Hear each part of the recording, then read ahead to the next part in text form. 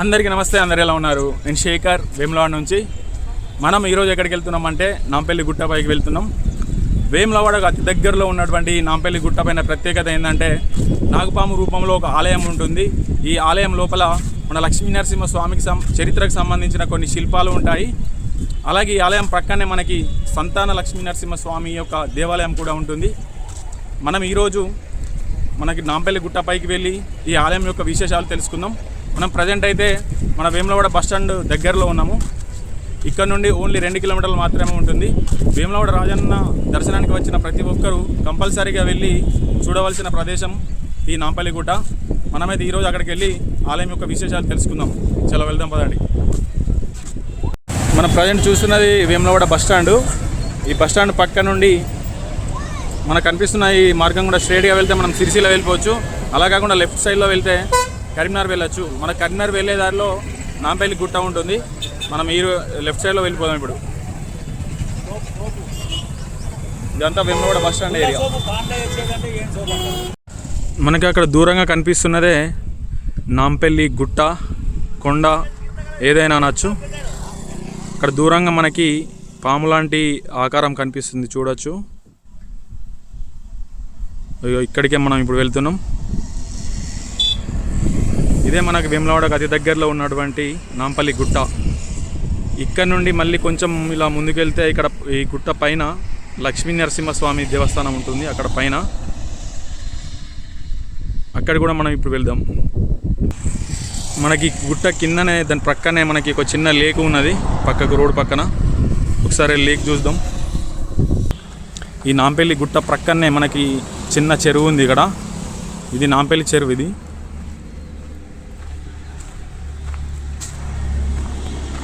ఇదొక చిన్న చెరువు. ఈ చెరువు పక్కనే మనకి చిన్న టెంపుల్ ఉంది.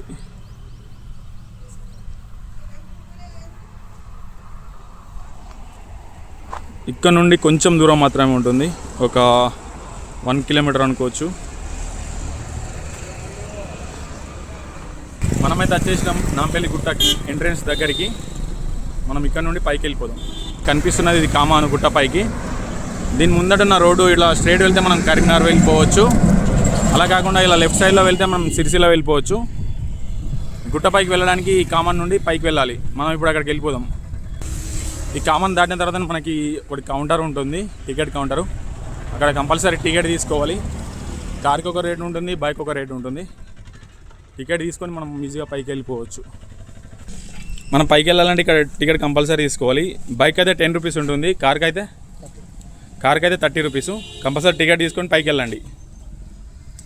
ఒక బైక్ టికెట్ ఇవ్వను. ఇక్కడ నుండి కొంచెం పైకి ఘాట్ రోడ్ లాగా ఉంటుంది. రోడ్ కూడా బాగానే ఉంటుంది, ఈజీగా వెళ్ళిపోవచ్చు. ఒక 500 మీటర్స్ దూరం ఉంటుంది అంతే. వచ్చేసినాం నాంపల్లి గుట్ట పైకి. మన ముందరనే ఉన్నది నాగుపాము రూపంలో ఉన్నటువంటి ఆలయం. చూద్దాం ఒకసారి. ఇది మనకి నాంపల్లి గుట్ట పైన ఉన్నటువంటి నాగుపాము రూపంలో ఉన్న ఆలయం.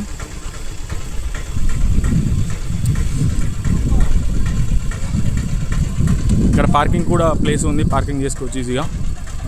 మనకి ఇప్పుడు లోపలికి వెళ్ళాలి, ఆలయం లోపలికి వెళ్ళాలి. లోపలికి వెళ్ళడానికి మనకి టికెట్స్ ఉంటాయి బయట. టికెట్ తీసుకొని మనం లోపలికి వెళ్దాం.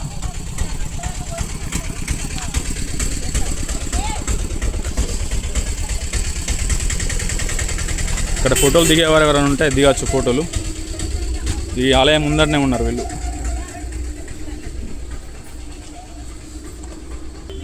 మనకి లెఫ్ట్ సైడ్లో ఇక్కడ టికెట్ కౌంటర్ ఉంది. ఇక్కడ టికెట్ తీసుకొని లోపలికి వెళ్దాం. ప్రవేశ రుసుం 5 రూపీస్. ఇక్కడ టికెట్ తీసుకొని మనం లోపలికి వెళ్ళిపోవచ్చు. ఇక్కడ దూరంగా కనిపిస్తుంది పడిగా.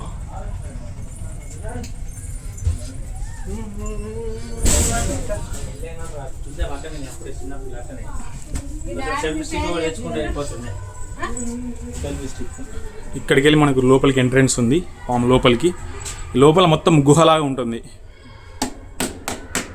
ఇదంతా సిమెంట్ తోటి నిర్మించారు, కానీ పెయింటింగ్ మాత్రం సూపర్ వేసారు. ఈ పెయింటింగ్ మనం ఒకసారి ఈ పాము లోపలికి ఎంటర్ కావడంతోనే మనకు హిరణ్యకశిపుడు భక్త ప్రహ్లాదుడి చరిత్రకు సంబంధించిన విగ్రహాలు కనిపిస్తాయి.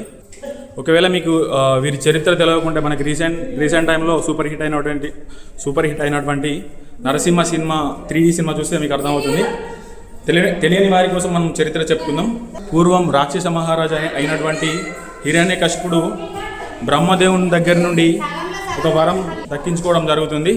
అదేంటంటే ఎప్పటికీ చావు ఉండద్దనే వరం అతనికి హిరణ్యకశిపునికి ఉంటుంది. దీంతో అతడు ఏం చేస్తాడంటే రాజ్యంలో ఉన్నటువంటి ప్రజలందరినీ హింసిస్తూ ఉంటాడు. హిరణ్యకశిపుడు ఎంత రాక్షసుడు అయినా కానీ అతనికి భక్త ప్రహ్లాదుడు అనే మంచి బాలుడు జన్మిస్తాడు. ఈ భక్త ప్రహ్లాదుడు మన విష్ణునామాన్ని జపిస్తాడు. ఈ విష్ణునామాన్ని జపించడం హిరణ్యకశిపునికి అసలే ఇష్టం ఉండదు. దీంతో భక్త ప్రహ్లాదుని అనేక చిత్రహింసలు పెడతా ఉంటాడు. మనకు కనిపిస్తున్న ఈ శిల్పాల్లో ఇక్కడ భక్త ప్రహ్లాదుడు, హిరణ్యకశిపుడు భక్త ప్రహ్లాదుని అనేక చిత్రహింసలు పెడతా ఉంటాడు.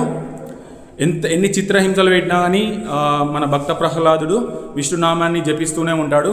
అప్పుడు మన ఈ హిరణ్యకశిపుడు, మీ దేవుని ఇంతగానం జపిస్తున్నావు కదా, ఒకసారి రమ్మను అని మరిన్ని చిత్రహింసలు పెడతా ఉంటాడు, చంపడానికి ట్రై చేస్తూ ఉంటాడు. అప్పుడు మన లక్ష్మీనరసింహస్వామి స్తంభంను బద్దలు కొట్టుకొని బయటకు వచ్చి హిరణ్యకశిపుని ఆయుధం లేకుండా తన చేతులతో ప్రేగులను బయటకు తీసి చంపివేస్తాడు. ఇది మనకు హిరణ్యకశిపుడు భక్త ప్రహ్లాదుని మధ్య ఉన్న చరిత్ర. ఇది రీసెంట్గా మనకు మూవీ కూడా వచ్చింది, నరసింహ 3D మూవీ నెట్ఫ్లిక్స్లో ఉంది. ఒకవేళ చూడని వాళ్ళు ఉంటే చూస్తే మీకు ఈజీగా అర్థమైపోతుంది. మనకు సేమ్ ఆ చరిత్రకు సంబంధించిన విగ్రహాలే మనకి నాంపల్లిగుట్ట నాగుపాం లోపల మనకు స్టార్టింగ్ నుండి ఎండింగ్ వరకు కనిపిస్తూ ఉంటాయి. ఈ లోపల మొత్తం ఇలా గుహలాగా ఉంది, గుహలో ఉన్నట్టు అనిపిస్తుంది. అక్కడ చూసుకోవచ్చు మనం హిరణ్యకశిపుని యొక్క శిల్పం ఇది. ఇక్కడ మనం మన భక్త ప్రహ్లాదుడు వాళ్ళ అమ్మ వాళ్ళ యొక్క శిల్పం ఇది. ఇంకొంచెం మనం ముందరికి వెళ్తే మనకి లక్ష్మీనరసింహస్వామి హిరణ్యకశిపుని పేగులు బయటకు తీస్తూ ఉన్న విగ్రహం ఉంటుంది ఎండింగ్లో. అది ఈ శిల్పాలను చూస్తుంటే మనకు ఒరిజినల్గా మనుషులు ఉన్నట్టే అనిపిస్తుంది. ఇక్కడ అంత క్లారిటీగా ఉంటాయి, అంత రియాలిటీగా ఉన్నాయి.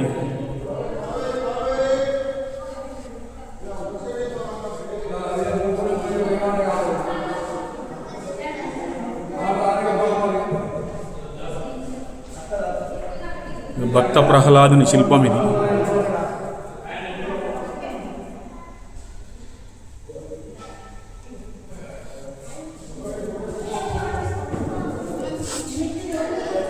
ఇక్కడ కొబ్బరికాయలు, పూజకు సంబంధించిన సామాన్లు కూడా ఉంటాయి. కొంచెం ముందుకెళ్ళి మనం కొబ్బరికాయ కూడా కొట్టుకోవచ్చు. ఇక్కడ మన భక్త ప్రహ్లాదుని చంపడానికి ట్రై చేస్తున్న శిల్పాలు ఇవి.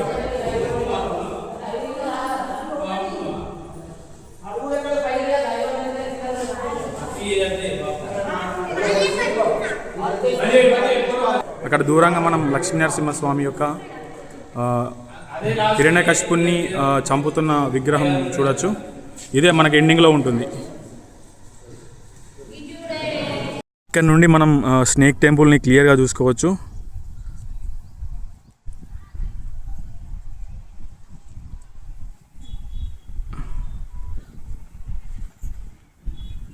ఈ దూరం నుంచి చూస్తే నిజంగా పాము లాగానే ఉంటుంది. పాము పడగ పైన మనం శ్రీకృష్ణుని యొక్క విగ్రహాన్ని చూడవచ్చు.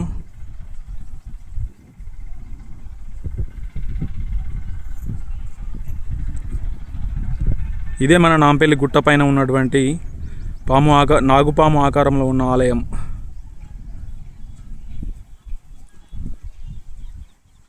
నాగుపాము ఆకారంలో ఉన్నటువంటి ఆలయంలో మనం ఇప్పుడు చూసుకున్నాం కదా. మనం ఇప్పుడు దీని పక్కనే ఉన్నటువంటి సంతాన లక్ష్మీనరసింహస్వామి దేవాలయం దగ్గరికి వెళ్ళి దేవాలయం యొక్క చరిత్ర గురించి కొంచెం చెప్పుకుందాం. ఇక్కడ నుండి ఒక 500 మీటర్స్ దూరం ఉంటుంది, నడుచుకుంటూ వెళ్ళిపోదాం. మనకు దూరంగా కనిపిస్తుంది చూసిరా, అదే మనకి సంతాన లక్ష్మీనరసింహస్వామి యొక్క ఆలయము. మనం ఈ మెట్ల గుండా ఆలయం పైకి ఎక్కవలసి ఉంటుంది. ఇక్కడ పైకి ఎక్కాలి. మనమైతే ఇప్పుడు ఈ కనిపిస్తున్న మెట్ల ద్వారా పైకి వెళ్ళాలి. మన లక్ష్మీనరసింహస్వామిని దర్శనం చేసుకోవాలంటే ఈ మెట్లు చాలా నిటారుగా ఉంటాయి, కొంచెం చూసుకుంటూ వెళ్ళాల్సి ఉంటుంది. చూసుకున్నట్టయితే మనకి ఇవి కొత్తగా నిర్మించిన మెట్లు. మనకి వీటి పక్కనే మనకి పూర్వం వాడిన మెట్లు కూడా ఉన్నాయి. మనం ఈ పాత మెట్ల గుండా పైకి వెళ్ళిపోదాం. మనం ఈ లక్ష్మీనరసింహస్వామి ఆలయం చరిత్ర గురించి తెలుసుకున్నట్లయితే, పూర్వం రాజరాజ నరేంద్రుడు ఈ ప్రాంతాన్ని పరిపాలించేవాడు. ఆయన సతీమణికి సంతానం లేక బాధపడుతూ ఉండేది. అప్పుడు కొంతమంది మునులు, నువ్వు సంతానం లేక బాధపడుతున్నావు కదా, మనకి నాంపల్లి గుట్ట పైన ఉన్నటువంటి లక్ష్మీనరసింహస్వామి ఆలయం ముందు నువ్వు 41 రోజులు తపస్సు చేస్తే నీకు సంతానం కలుగుతుందని చెప్తారు. అప్పుడు రాజరాజ నరేంద్రుని సతీమణి 41 రోజులు సాధారణ మహిళగా తపస్సు చేయడం జరుగుతుంది. తర్వాత ఆమెకు సంతానం కలుగుతుంది. ఇదే విషయాన్ని ఆమె రాజరాజ నరేంద్రునికి తెలియజేస్తుంది. అప్పుడు రాజరాజ నరేంద్రుడు ఎంతో సంతోషపడి లక్ష్మీనరసింహస్వామి యొక్క ఆలయం నిర్మించడం జరుగుతుంది. అందుకే ఈ ఆలయానికి సంతాన లక్ష్మీనరసింహస్వామి ఆలయంగా పేరు వచ్చింది. ఇది మనకు ఈ నాంపల్లి గుట్ట పైన ఉన్నటువంటి సంతాన లక్ష్మీనరసింహస్వామి ఆలయం యొక్క చరిత్ర. ఈ ఆలయం కిందనే మనకి నాగుపాము ఆకారంలో ఆలయం ఉంటుంది. ఇంకా కొంచెం పైకి ఎక్కాలి. మెట్లు స్ట్రైట్గా ఉన్నాయి పైకి.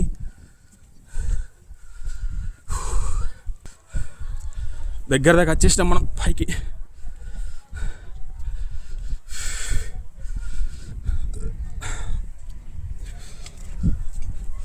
ఇది పైనుంచి చూసుకుంటే మనకు మెట్ల మార్గం ఇలా కనిపిస్తుంది.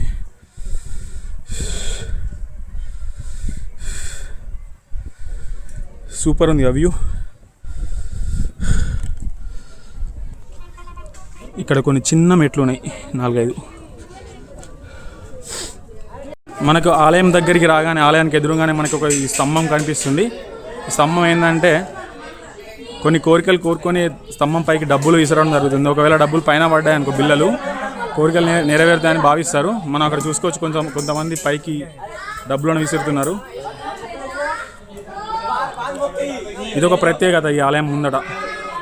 మనకి దీని పక్కనే ఆలయం ఉంటుంది. ఇది మన సంతాన లక్ష్మీనరసింహస్వామి యొక్క ఆలయం.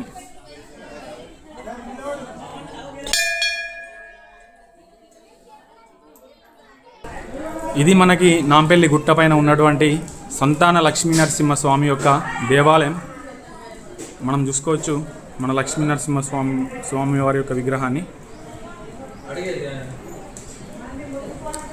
ఎంతో శక్తివంతమైన దేవాలయం. ఇక్కడికి చాలామంది భక్తులు ఇక్కడికి వస్తూ ఉంటారు.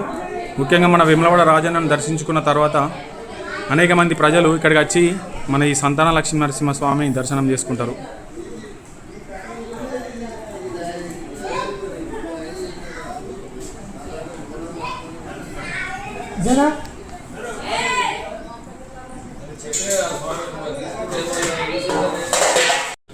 మనం ఆలయం పక్కన చూసుకున్నట్టయితే మనం ఈ ఆలయం చూసుకోవచ్చు. మనకు రాతి బండకే నిర్మించడం జరిగింది. ఆ విగ్రహాన్ని కూడా మనకు రాతికే చెక్కడం జరిగిందంట. కనిపిస్తున్న ఈ బండ పక్కనే మనకు ఆలయం నిర్మించారు.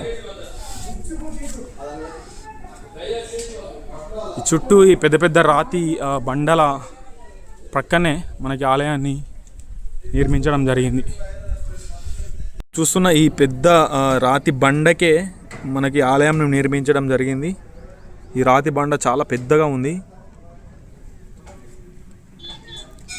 దానికి ఆనుకునే మనకి ఆలయంను నిర్మించారు. ఆలయం పక్కన ఒకసారి కిందికి చూసుకున్నట్టయితే ఈ గుట్ట కింద మనకి కనిపిస్తున్న ఇండ్లు నాంపల్లి గ్రామం. ఇది ఆ మధ్యలో కనిపిస్తున్న రోడ్డు గుండా మనం స్ట్రైట్గా అక్కడికి వెళ్తే అక్కడ దూరంగా కనిపిస్తున్నాయి, అది వేములవాడ పట్టణం. అది మనం ఇప్పుడు అక్కడి నుండే వచ్చినాం ఈ రోడ్డు గుండా. అక్కడ దూరంగా మీకు ఒక చెట్టు కనిపిస్తుంది, చూసిరా? చెట్టు కనిపిస్తుంది, పక్కనే గోపురం లాగా ఉంది. అదే మన వేములవాడ రాజన్న ఆలయం. అది ఇక్కడ నుండి ఆలయం 2 కిలోమీటర్లు మాత్రమే ఉంటుంది. మన వేములవాడ రాజన్నను దర్శనం చేసుకోవడానికి వచ్చిన ప్రతి ఒక్కరూ కంపల్సరీగా వచ్చి ఇక్కడ ఈ లక్ష్మీనరసింహస్వామిని దర్శనం చేసుకోవాలి. ఎందుకంటే అంత మంచిగా ఉంటుంది ఇక్కడ. చాలా ఆహ్లాదకరంగా ఉంటుంది వాతావరణం ఇక్కడ. ఏమన్నా ఫుడ్ ఇట్లా తెచ్చుకొని ఇక్కడ దర్శనం చేసుకున్న తర్వాత మంచిగా ప్రశాంతంగా తిని ఇక్కడికి వెళ్ళిపోవచ్చు. కింద కనబడుతున్న లేక్ కూడా మనం ఇంతకుముందు చూసుకున్నాం. మధ్యలో మనం మార్గ మధ్యలో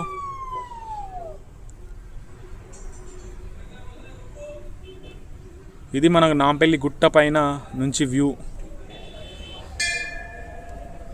ఇది మన వేములవాడకు అతి దగ్గరలో ఉన్నటువంటి నాంపల్లి గుట్ట పైన ఉన్న స్నేక్ టెంపుల్ యొక్క పూర్తి విశేషాలు. ఈ వీడియో మీకు నచ్చినట్టయితే ఏం చేయాలో తెలుసు కదా, లైక్, షేర్ అండ్ సబ్స్క్రైబ్.